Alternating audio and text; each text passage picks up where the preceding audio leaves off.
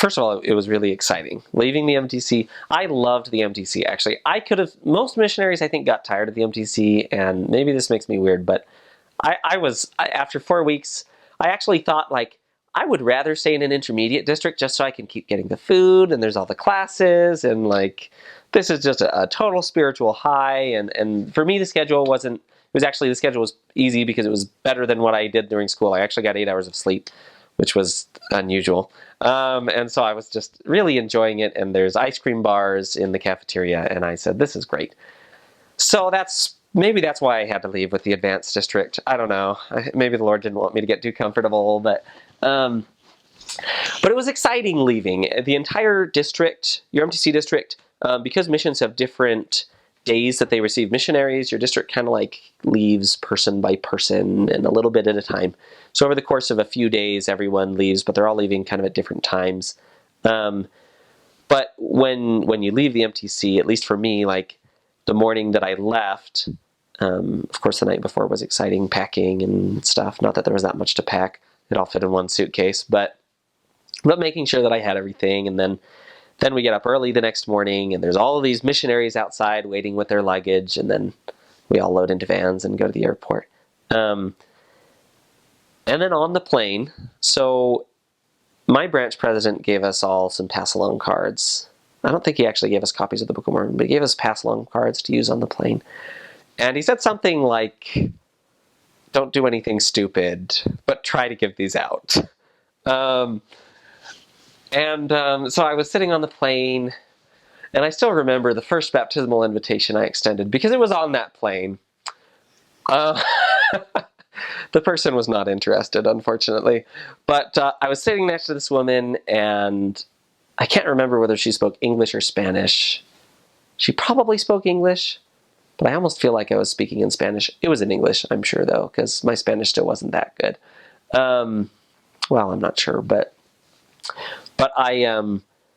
so I started chatting with her, and then I started telling her the story of the restoration, and I now have gotten good enough at judging like body language to figure out that she probably didn't really want to be hearing this.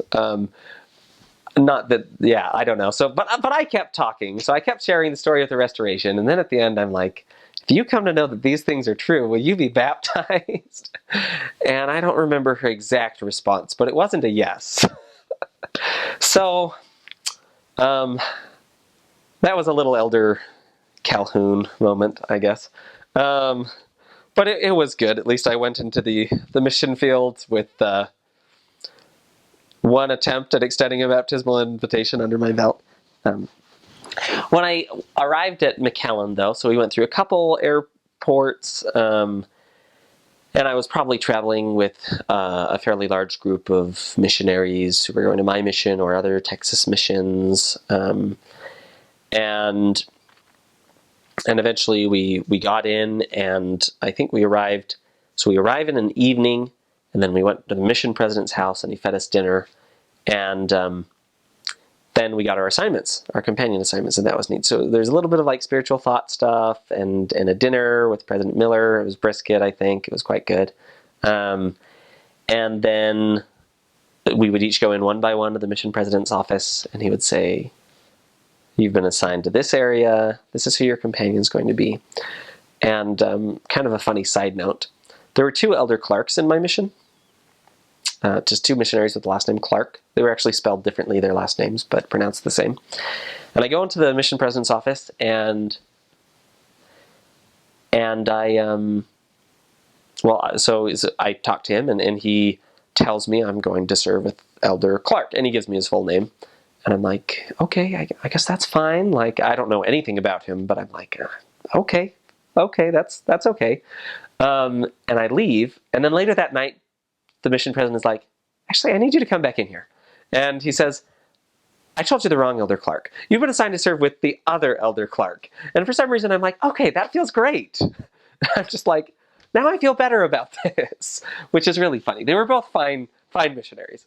But that was entertaining. So I was assigned incorrectly, apparently, at first.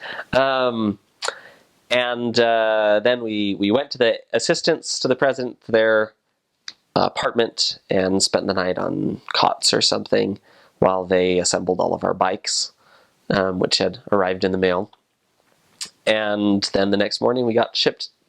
We went on vans and were delivered to our various trainers, our companions. And so that's kind of how it started.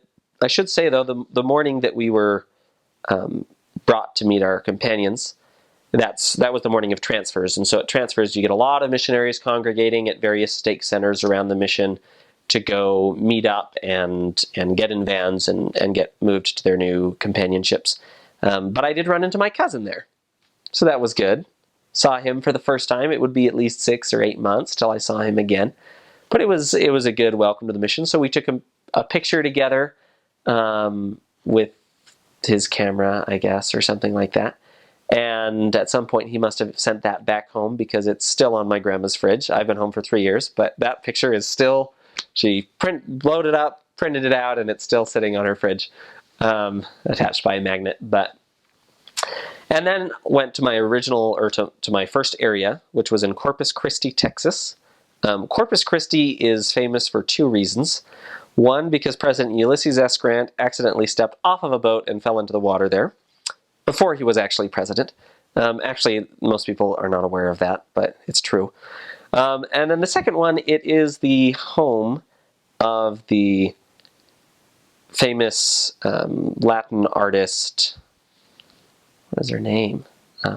Tragic story. Drawing a blank here. Selena. Yes.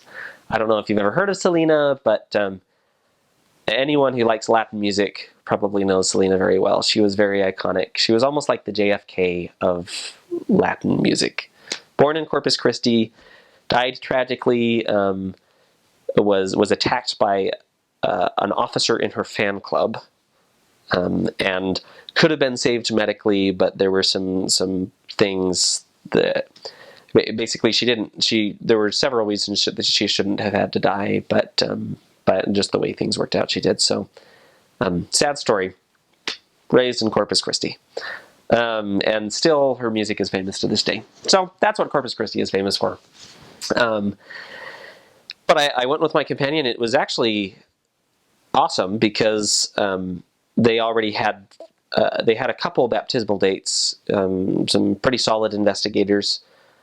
One 14-year-old girl who, her name was Sarah. She was amazing. When we arrived, when I arrived, she had already completed like half of her personal progress. She was not baptized yet.